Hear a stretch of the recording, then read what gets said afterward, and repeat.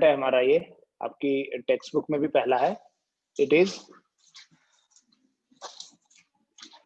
Physical world and measurements.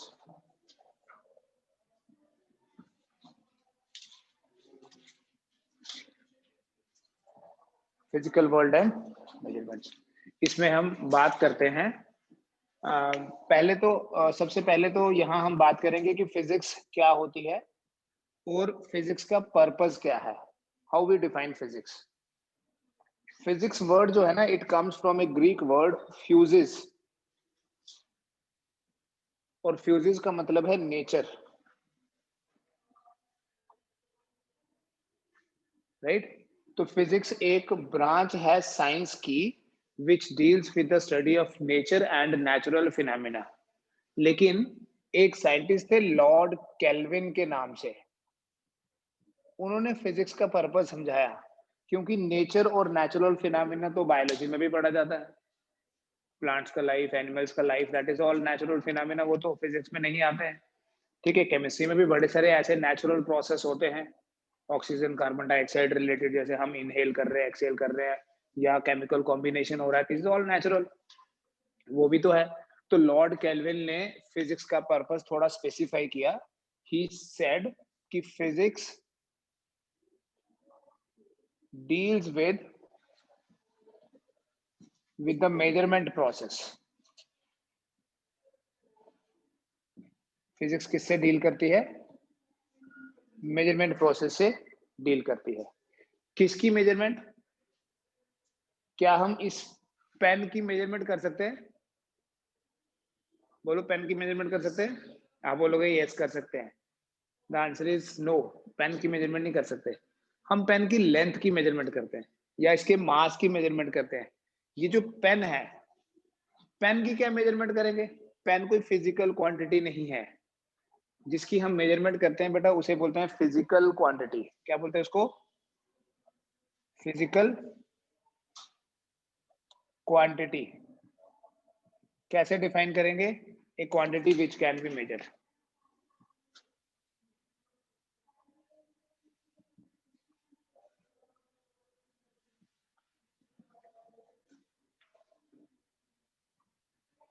is known as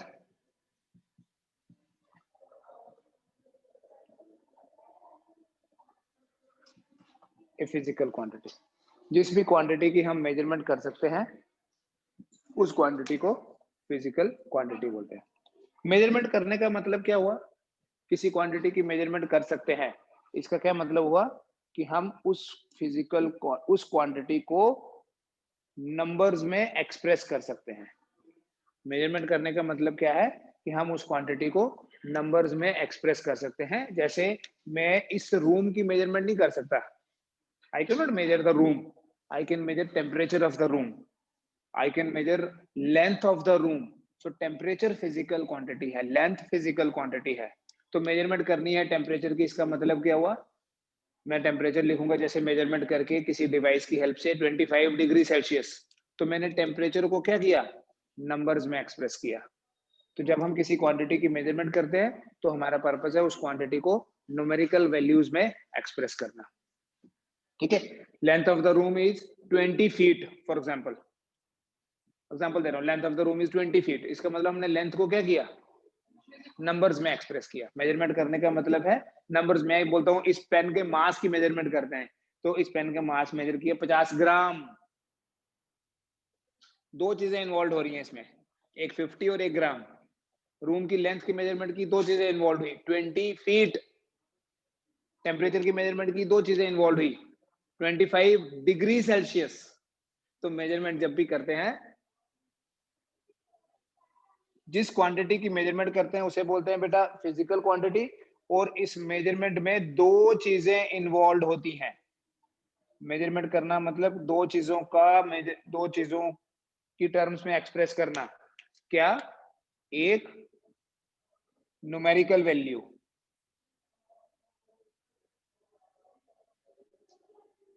और दूसरा unit. Numerical value और unit. जैसे मैंने बोला 25 डिग्री सेल्सियस भी तो बोला साथ में।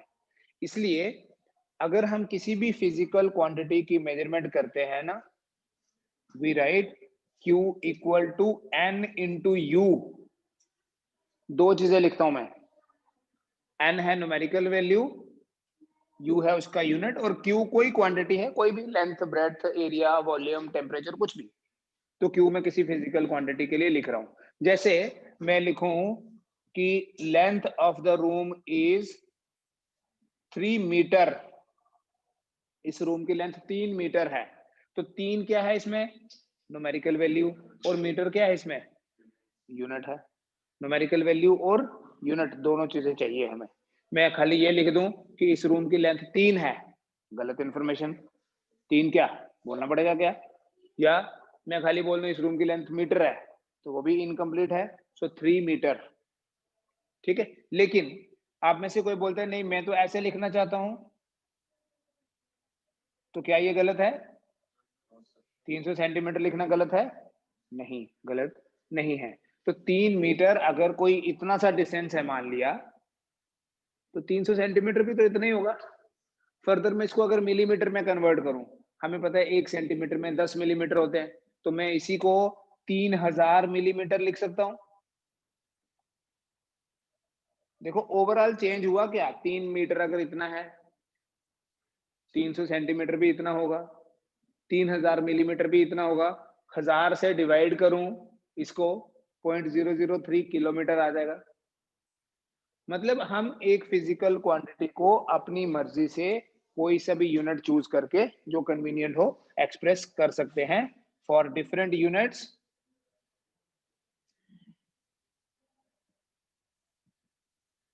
फॉर डिफरेंट यूनिट्स हम लिखते हैं बेटा जी N1 U1 equals to N2 into U2। For different units what we write, N1 U1 equal to N2 U2। इधर देखो N1 U1, N2 U2, N3 U3। अगर हम न्यूमेरिकल वैल्यू चेंज करें तो हमें यूनिट भी चेंज करना पड़ेगा। ऐसा नहीं है कि हम न्यूमेरिकल वैल्यू चेंज कर दें और यूनिट वही रहने दें। जैसे मैं लिखूं 3 मीटर, तो आगे मैं लिख दूं 300 मीटर, वो थोड़ी होता है।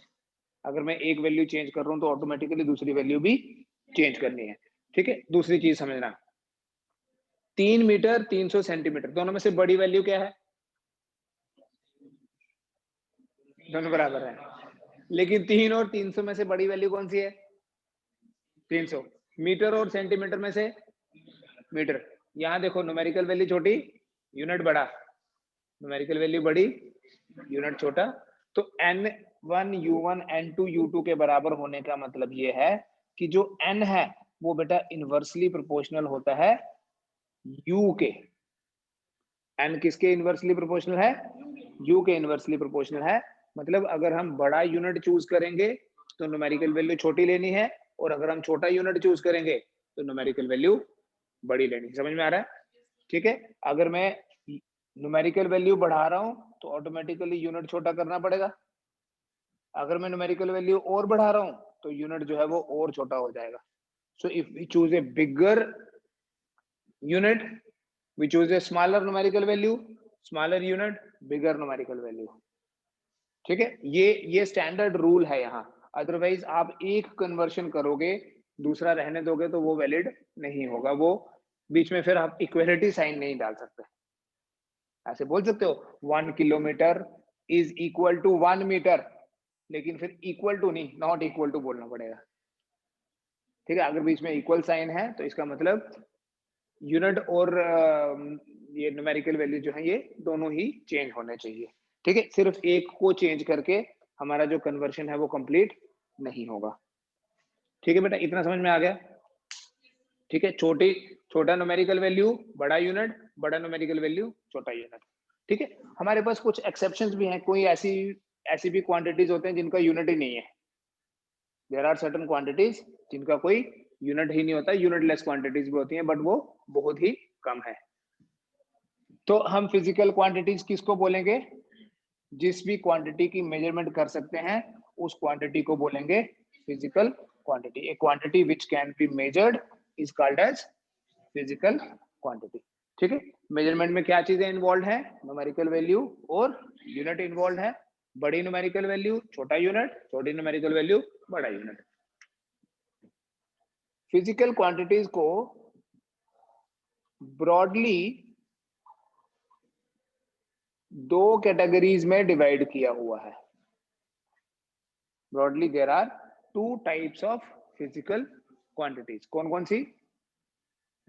एक होती है बेटा fundamental physical quantity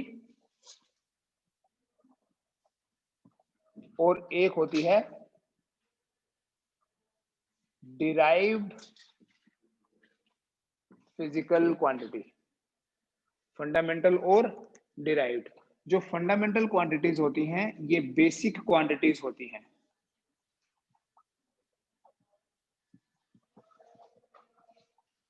basic quantities होने का ये मतलब है कि ये किसी दूसरे पे डिपेंड नहीं करती हैं, इंडिपेंडेंट ऑफ, मतलब इन क्वांटिटीज को डिफाइन करने के लिए, जिनको हम फंडामेंटल बोल रहे हैं, इन क्वांटिटीज को डिफाइन करने के लिए हमें किसी दूसरी क्वांटिटी की हेल्प लेने की जरूरत नहीं होती है। ठीक, ऐसी क्वांटिटीज को बोलते हैं फंडामेंटल फिजिकल क्वांटिटीज, या इनको बोलते हैं बेसिक फिजिकल क्वांटिटीज। कौन सी हैं हमारे पास? बेसिक मास, लेंथ, टाइम, ये तो है ही है। इसके अलावा और भी हैं, वो भी बताऊंगा लेटर ऑन। मास, लेंथ और टाइम। मास देखो, इस पेन की लेंथ पता करनी है ना, तो लेंथ ही पता करनी पड़ेगी, मतलब कोई और चीज मेजर करके लेंथ नहीं पता चलेगी। लेकिन मैं बोलूं इस रूम का एरिया फाइंड करना है, तो कैसे निकालेंगे? लेंथ निकालेंगे, ब्रेड्थ निकालेंगे, और फिर फॉर्मूला भी पता होना चाहिए कि लेंथ को ब्रेड्थ से मल्टीप्लाई करके एरिया मिलता है। ठीक है, तो लेंथ भी फाइंड की, ब्रेड्थ भी फाइंड की, और फिर फॉर्मूला भी लगाया, डिराइव किया ना, कुछ हमने लिखा, कैलकुलेशंस की, इसलिए इनको बोलते हैं derived physical quantities which are obtained from fundamental नहीं, कोई डिराइव्ड भी हो सकती है दूसरी, which are obtained from other quantities. वो अदर जो है वो कोई सी भी हो सकती हैं, फंडामेंटल भी हो सकती हैं, डिराइव्ड भी हो सकती हैं। जैसे मैंने अभी एग्जांपल दी, एरिया एक डिराइव्ड क्वांटिटी है, वॉल्यूम एक डिराइव्ड क्वांटिटी है, स्पीड एक डिराइव्ड क्वांटिटी है। Speed is distance upon time. तो हमें अगर देखो, मैं यहां से गांधीनगर तक गया, कितना डिस्टेंस ट्रेवल किया, वो तो डिस्टेंस से ही पता चलेगा, वो किसी और तरीके से नहीं पता चल सकता। लेकिन कितनी स्पीड से क्या, एवरेज स्पीड कितनी है, मैं देखूंगा कितना डिस्टेंस, फिर मैंने देखना टाइम कितना लगा, तो डिस्टेंस को टाइम से डिवाइड करूंगा तो मुझे मिल जाएगा इतनी मेरी स्पीड है। फोर्स कितनी है, मास इनटू एक्सेलरेशन, तो मास पता करना पड़ेगा, एक्सेलरेशन पता करनी पड़ेगी, फिर उनको मल्टीप्लाई करना पड़ेगा, क्योंकि मास इनटू एक्सेलरेशन फोर्स होती है। फॉर्मूला भी पता होना चाहिए। स्पीड पता करने के लिए मुझे पता होना चाहिए स्पीड का फॉर्मूला क्या है, डिस्टेंस डिवाइडेड बाय टाइम। कोई बोले मैं डिस्टेंस इनटू टाइम करूं तो स्पीड नहीं मिलेगी। ठीक है, हर एक फिजिकल क्वांटिटी को डिफाइन करने का स्टैंडर्ड तरीका है, ऐसे नहीं है कि रैंडमली कुछ भी कर लो। ठीक है जी, तो ये ब्रॉडली हमारे पास दो तरह की फिजिकल क्वांटिटीज हैं।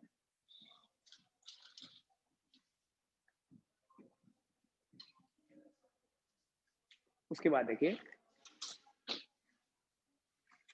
हमारे पास ना तीन स्टैंडर्ड सिस्टम्स ऑफ यूनिट्स हैं। There are 3 systems of units. तीन सिस्टम्स हैं जिनको हम यूज करते हैं फॉर द मेजरमेंट प्रोसेस। एक को बोलते हैं एमकेएस, एक को बोलते हैं सीजीएस, और एक को बोलते हैं बेटा जी एफपीएस। एमकेएस, एमकेएस की फुल फॉर्म है मीटर, किलोग्राम, सेकेंड। सीजीएस की फुल फॉर्म है सेंटीमीटर, ग्राम, सेकेंड। एफपीएस की फुल फॉर्म है फुट, पाउंड, सेकेंड। ठीक है, इनमें कुछ स्टैंडर्ड रिलेशंस हैं। अब ये मीटर लेंथ के लिए, सेंटीमीटर लेंथ के लिए, फुट लेंथ के लिए मास, मास और ये भी मास, तो टाइम तो सेकंड में ही है। 1 मीटर में कितने सेंटीमीटर होते हैं? कुछ बेसिक कन्वर्जन्स तो हमारे पास पहले से नाउन है। 1 मीटर में कितने सेंटीमीटर हुए? 100 सेंटीमीटर हुए। तो 1 सेंटीमीटर में कितने मीटर हुए? -2 लिखते हैं, ठीक है। फिजिक्स में ऐसे लिखना, ये करेक्ट नोटेशन माना जाता है। 1 metre is 10⁻² centimetre, 1 centimetre is 10⁻² metre. और 1 फुट कितना था? 1 फुट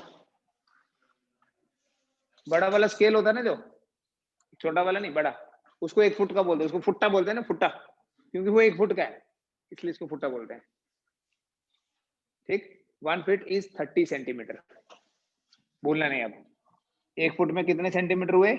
30। तो अगर आप 30 को मीटर में कन्वर्ट करो, लिख सकते हैं 10⁻² मीटर। तो आपके पास देखो 1 फुट क्या बनता है? 0.3 मीटर। 1 फुट कितना है? 0.3। तो कोई बोले कि मेरी हाइट जो है वो 6 फुट है, तो कितने मीटर हुई? 0.3 से मल्टीप्लाई कर लेंगे। 6 feet will be 6 into 0.3 metre, so 6 feet will be equal to कितना?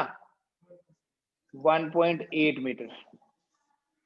या 30 से मल्टीप्लाई कर लो, 6 feet will be equal to 180 centimetre.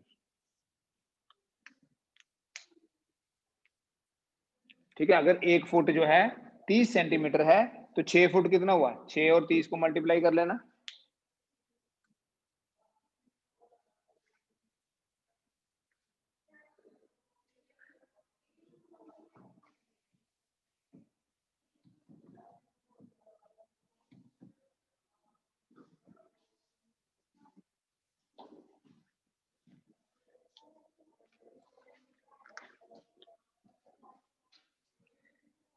इसके अलावा बेटा कुछ वो केजी वाला भी बता देता हूँ।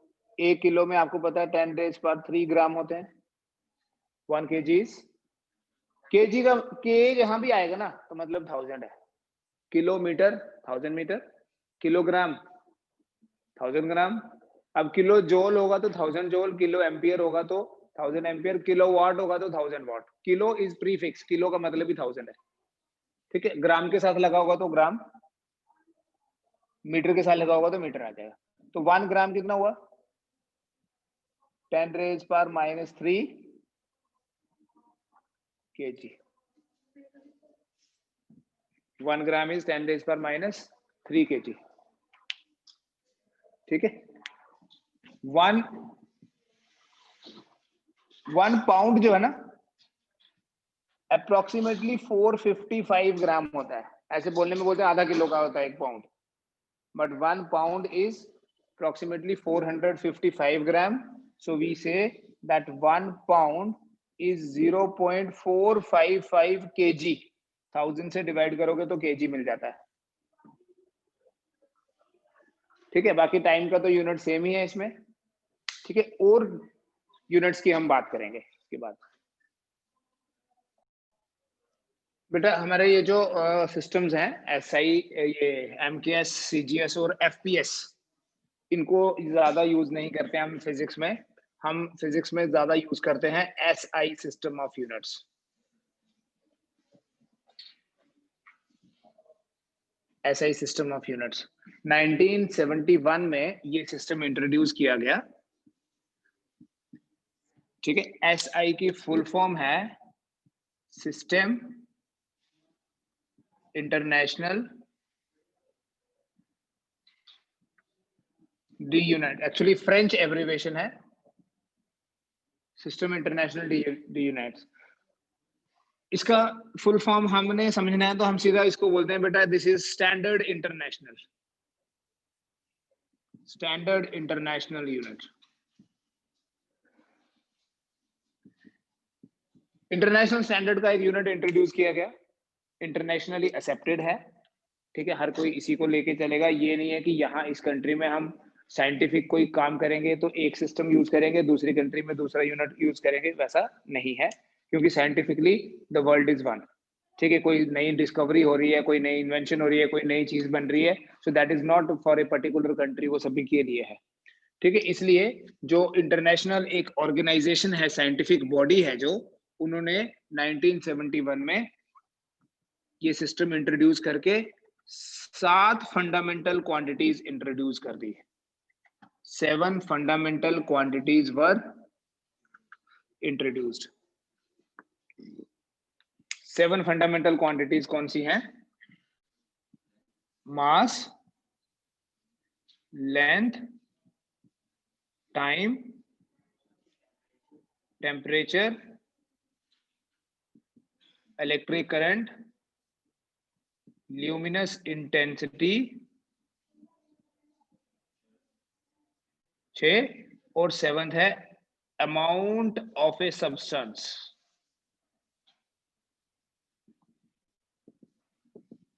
Amount of a, these are the 7 fundamental physical quantities. Fundamental means these are the 7 quantities जिनकी वैल्यू डिफाइन करने के लिए किसी दूसरी क्वांटिटी की जरूरत नहीं है, इसलिए इनको बोलते हैं हम फंडामेंटल क्वांटिटीज। ठीक है, और ये जो बेटा SI सिस्टम है ना, इसका एक नाम और है, it is also called as rationalised MKS system. Rationalise means modified MKS, क्योंकि ये 3 वहां भी ऐसे ही हैं, मास के लिए kg, लेंथ के लिए मीटर और टाइम के लिए सेकेंड, MKS में भी था। फिर यहाँ टेम्परेचर आ गया, टेम्परेचर का जो SI यूनिट है वो है केल्विन, करंट का जो SI यूनिट है वो है एम्पियर। ठीक है, ल्यूमिनस इंटेंसिटी को हम कैंडला में मेजर करते हैं, and amount of a substance जो है that is measured in mole. Chemistry में ज्यादा यूज होता है ये मोल। बेटा मीटर के लिए स्मॉल m, सेकेंड के लिए s, केल्विन के लिए कैपिटल K, एम्पियर के लिए कैपिटल A, कैंडला के लिए स्मॉल cd। जब एक लेटर से किसी यूनिट को लिखते हैं, अगर वो किसी साइंटिस्ट के नाम से होता है तो उसे कैपिटल लेटर से लिखा जाता है। ठीक है, जैसे एम्पियर आपको पता है किसी के नाम से है तो कैपिटल A, केल्विन किसी के नाम से है तो कैपिटल K। स्टार्ट हमेशा स्मॉल लेटर से होगा चाहे किसी का नाम हो। Unit always starts with small letter. ठीक है, ये हमारे पास 7 फंडामेंटल क्वांटिटीज हैं। ठीक है, दैट मींस जो ये नया सिस्टम इंट्रोड्यूस किया गया, इसमें ये बोला गया कि 7 फिजिकल क्वांटिटीज चाहिए पूरी फिजिक्स को डिफाइन करने के लिए। बेसिकली ये जो 3 है ना, ये 3 सिर्फ न्यूटन फिजिक्स को डिफाइन करती हैं, सिर्फ मैकेनिक्स को, जो हमारा 11th में मेजर पोर्शन है। लेकिन थर्मल फिजिक्स में केल्विन मतलब टेम्परेचर की बात होती है, इलेक्ट्रिसिटी पढ़ते हैं तो एम्पियर आ जाता है, ऑप्टिक्स पढ़ते हैं तो कैंडला आ जाता है, और जब सब्सटेंसेस के बारे में पढ़ेंगे तो अमाउंट ऑफ सब्सटेंस भी हमें एक्सप्रेस करना पड़ता है। नहीं, सबका अलग अलग है, कोई एक ने नहीं।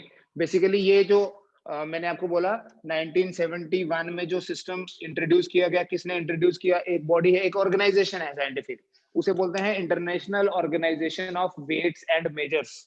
उसमें किसी एक साइंटिस्ट का कंट्रीब्यूशन नहीं है, that is a scientific body of different countries जो ये सब डिसाइड करती है। ठीक है, वो एक किसी का नाम नहीं है कि किसने ये बोला। ठीक है, ये एक कमेटी का डिसीजन था कि हमें ये 7 फंडामेंटल क्वांटिटीज रखनी है, because it is not like किसी रिलीजियस बुक में लिखा हुआ है, it's not religious, it is all scientific. और एक ऑर्गेनाइजेशन है, उसका काम है ये, उसका काम है आप कोई बोले कि मैं कोई अपनी मर्जी से नई क्वांटिटी रख लूं, रख ले, लेकिन मानेगा कोई नहीं उसको। ठीक है, अगर कोई बोलता है कि मैंने कोई नई चीज डिस्कवर की, तो कौन जस्टिफाई करेगा डिस्कवर की नहीं की? तो इस आपने कोई जो भी आपकी रिसर्च है, जैसे बच्चे करते हैं ना, कोई PhD कर रहा है, रिसर्च कर रहा है, पोस्ट डॉक्टरेट करते हैं, तो उसको कौन वेरीफाई करता है? ये ऑर्गेनाइजेशन। कोई बोले जी मैंने एक पर्टिकुलर चीज के ऊपर रिसर्च की है और मैंने ये चीज फाइंड की है जो मैंने पहले कहीं नहीं पढ़ी थी। ठीक है, तो वो क्या करेगा, अपनी जो भी रिसर्च होगी, जो फाइंडिंग्स होगी ना, वो इस ऑर्गेनाइजेशन को भेजेगा। फिर वो देखेंगे कि पहले पढ़ी थी ये नहीं पढ़ेगी, मतलब उसको में टाइम लगाएंगे, because they are from different fields. फिर अगर वो चीज पहले नहीं पढ़ी, लाइक है कहीं पर भी, तो फिर वो उसके नाम से पेटेंट, नाम सुना आपने, पेटेंट बोलते हैं कि ये पेटेंटेड है। पेटेंटेड है मतलब this work is dedicated to this person only, इसका जो भी काम है, जो भी रिसर्च है, फाइंडिंग्स है, वो उसके, ठीक है। फिर उसके बेसिस पे कभी कोई लॉ बन जाता है तो वो लॉ उसी के नाम से हो जाता है, कोई स्टेटमेंट, या जैसे यहाँ कोई पीएचडी करके कोई पेपर पब्लिश किया, भेजा, वो पेपर पहले पब्लिश हुआ ही नहीं था, वैसी कोई रिसर्च, वैसी कोई फाइंडिंग्स थी नहीं, तो वो पेटेंट बन जाता है। एंड धीरे धीरे चलते चलते वो पेटेंट ही, जब उसकी और एप्लीकेशंस पता चलती है ना कि इसका और कहाँ कहाँ यूज है, तो फिर वो उसके नाम से हो जाता है। अदरवाइज ऐसे किसी का कोई कंट्रीब्यूशन जो है वो किसी एक साइंटिस्ट का कंट्रीब्यूशन नहीं है।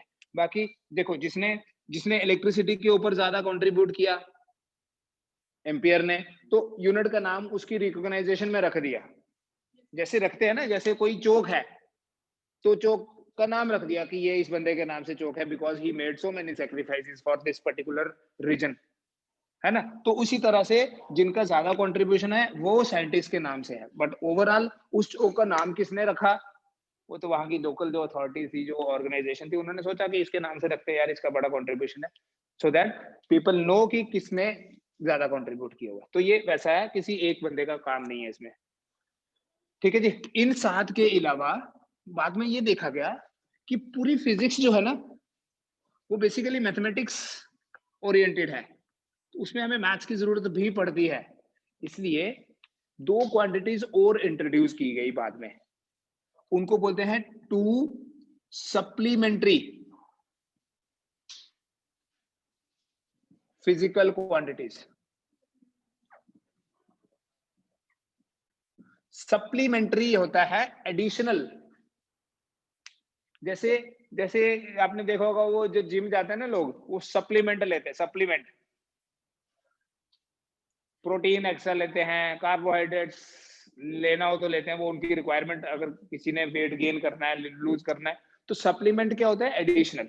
तो 2 सप्लीमेंट्री क्वांटिटीज इंट्रोड्यूस की गई, जिनका नाम है प्लेन एंगल और solid angle.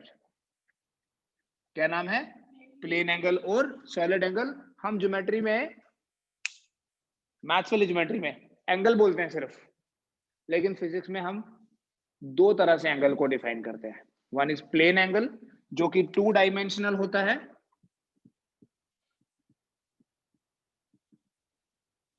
And the other is solid angle, और ये सॉलिड एंगल जो है ये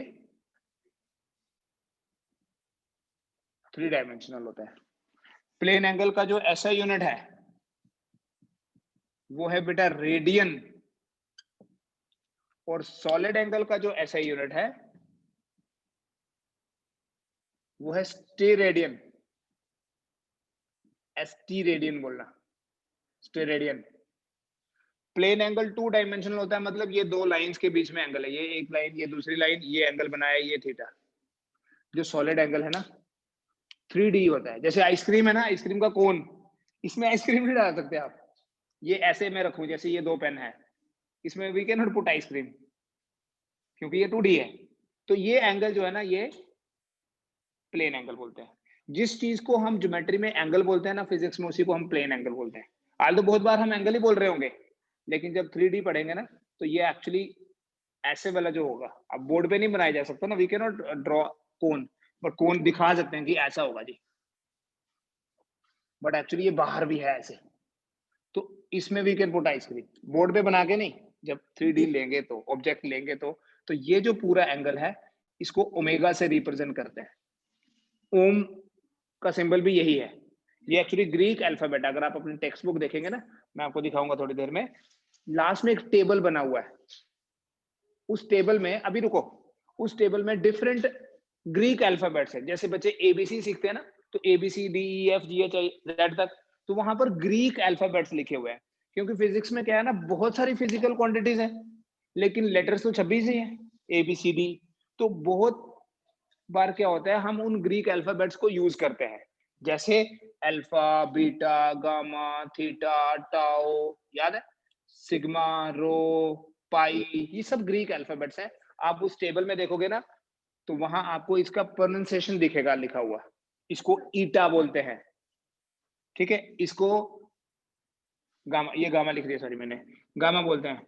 ऐसे ही ये ऐसे होता है, इससे फ्रीक्वेंसी को रिप्रेजेंट करते थे आप 10th में, इसको न्यू बोलते हैं, न्यू।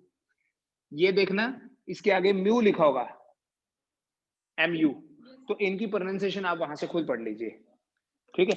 तो ये थीटा है और यहाँ लिखा होगा ओमेगा। ओमेगा वाले लिस्ट में देखोगे ना, दो होंगे, इसको स्मॉल ओमेगा और इसको कैपिटल ओमेगा,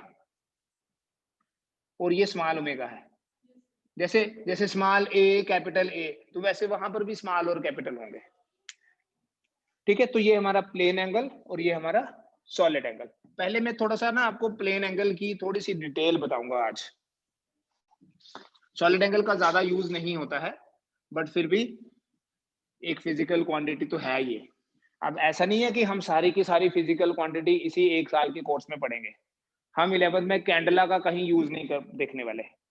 हम 11th की फिजिक्स में एम्पियर का यूज कहीं नहीं देखेंगे। आपने आल्दो एम्पियर पढ़ा हुआ 10th में, कैंडला नहीं पढ़ा होगा। कैंडला 11th में भी नहीं है, 12th में आपको थोड़ा सा कैंडला का इंफॉर्मेशन मिलेगा, ठीक है। ऐसे ही हम यहाँ प्लेन एंगल की बात करेंगे, सॉलिड एंगल 11th में कहीं पर भी नहीं आने वाला है। देखो प्लेन एंगल में कन्वर्शन के कुछ फॉर्मूले बता देता हूं जो काम आएंगे। जैसे हमें पता है किलोमीटर और मीटर में रिलेशन क्या है, हमें पता है मीटर और सेंटीमीटर में क्या है। ऐसे ही बेटा एंगल के भी डिफरेंट यूनिट्स हैं, प्लेन एंगल के डिफरेंट यूनिट्स होते हैं, और इन यूनिट्स के नाम देखो क्या हैं। दीज आर, एक तो आप पहले से यूज करते हो डिग्री, है ना, 30 डिग्री, 40 डिग्री, 50 डिग्री, 60 डिग्री। दूसरा आज मैंने अभी आपको बताया वो है रेडियन, और ये रेडियन जो है ना, ये ऐसे यूनिट है। प्लेन एंगल का एक यूनिट है मिनट, और एक यूनिट है प्लेन एंगल का सेकंड भी है, मिनट भी है और सेकंड भी है। आल्दो मिनट और सेकंड ना टाइम के यूनिट है, बट ध्यान से देखो टाइम के साथ साथ एंगल भी है। सुई चल रही है ऐसे, यहां से यहां आ गई तो हुआ ना कुछ एंगल, यहां आ गई कुछ एंगल। इसलिए ये जो मिनट और सेकंड है ये टाइम के लिए भी यूज होते हैं और एंगल के लिए भी यूज होते हैं। पहले इन दो की बात करूंगा आज। तो आप डिग्री से बेटा पहले ही फेमिलियर हो। मैं बोलूं 90 डिग्री पे दो लाइंस बनाओ, आप बना लोगे। 90 डिग्री का क्या मतलब होता है, परपेंडिकुलर होनी चाहिए दोनों, है ना। 180 डिग्री बोलूंगा आराम से बनाओगे, एक उधर और एक इधर। 30 डिग्री बोलूंगा ऐसे बना दोगे, 45 ये, 90 ये, 60 ये। बट अगर मैं बोलूंगा रेडियन में प्लॉट करना है, क्योंकि फिजिक्स में तो रेडियन चलता है। क्यों चलता है, क्योंकि रेडियन इज ऐसा यूनिट। हम फिजिक्स में जितनी भी कैलकुलेशंस करते हैं, जो भी हम यूज करेंगे, हम ऐसे यूनिट यूज करते हैं। सो आज आप रेडियन और डिग्री में रिलेशन अंडरस्टैंड करके घर जाएंगे। सपोज करो बेटा ये एक सर्कल है, ठीक है। इस सर्कल में ये हुआ इसका centre, and let us take the centre as O, और ये हुआ रेडियस। मान लो मैं इस पॉइंट को बोल देता हूं ए, और ए से लेके बी तक, ओ से लेके बी तक, ओ से बी तक तो रेडियस ही है, लेकिन ए से बी तक जो डिस्टेंस है इसको क्या बोलते हैं हम। बाकी मैं छोड़ देता हूं सारा, ठीक है, फॉरगेट ऑल एवरीथिंग एल्स। हाल तो मैं बाद में दोबारा ले आऊंगा। इस ए बी को क्या बोलते हैं, आर्क बोलते हैं। यहां जो एंगल बना ये प्लेन एंगल है, क्योंकि सर्कल 2 डायमेंशनल है।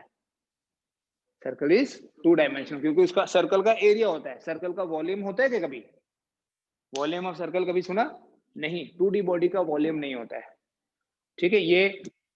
ये एक पेपर है, पेपर पतला सा, जिसकी थिकनेस बिल्कुल 0 के बराबर है, तो इसके एरिया की बात करते हैं, इसका वॉल्यूम नहीं। वॉल्यूम इस रूम का है जो 3 डायमेंशनल है, राइट। तो इसलिए यहां पर जो एंगल है ना, ये प्लेन एंगल है।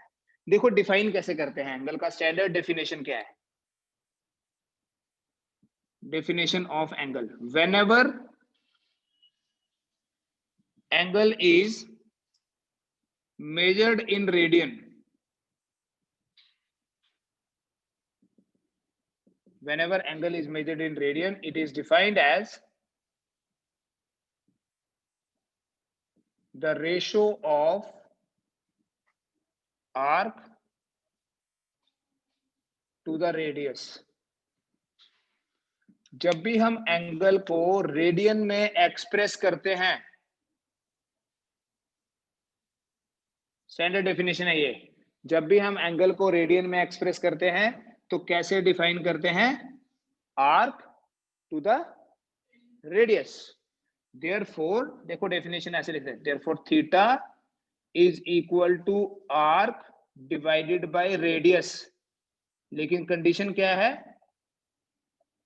जो हमारे पास वैल्यू आएगी ना वो रेडियन में आएगी। Theta equal to arc by radius, लेकिन ये किस में आएगी? रेडियन में आएगी। ठीक है, ये लिखो, फिर आपको कन्वर्शन समझ में आएगा कैसे करना है।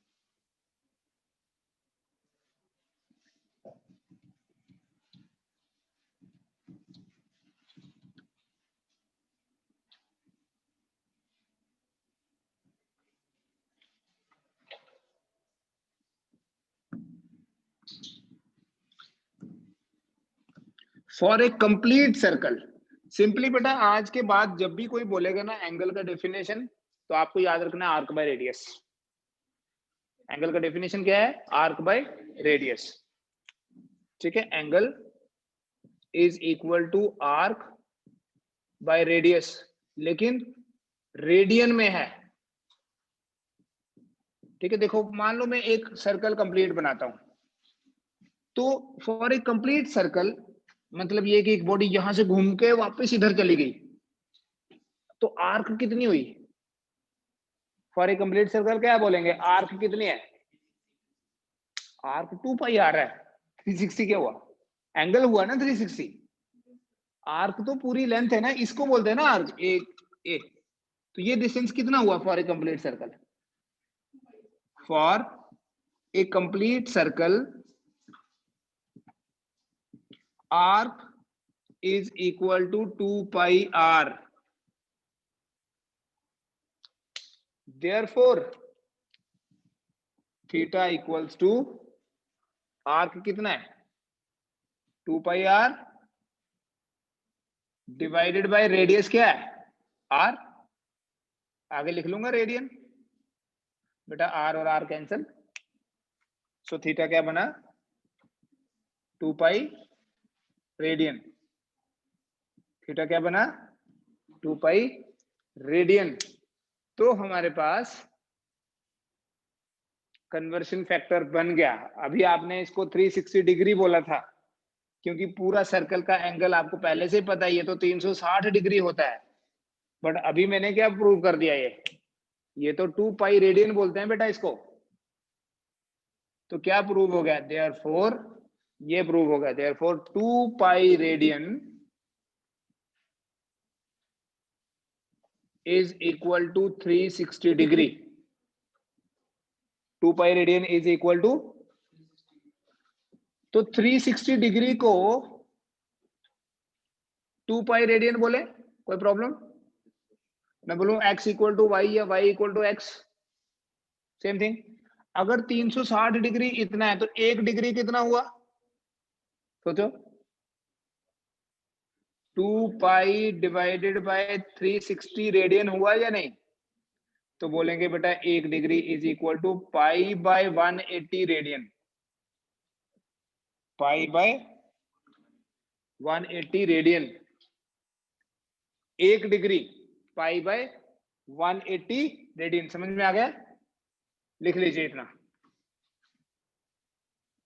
इतना लिख लीजिए और मुझे बताइए, अगर 1 डिग्री में ये वैल्यूज हैं तो 30 डिग्री में कितना होगा? 45 कितना होगा? 90, 60 कितना होगा?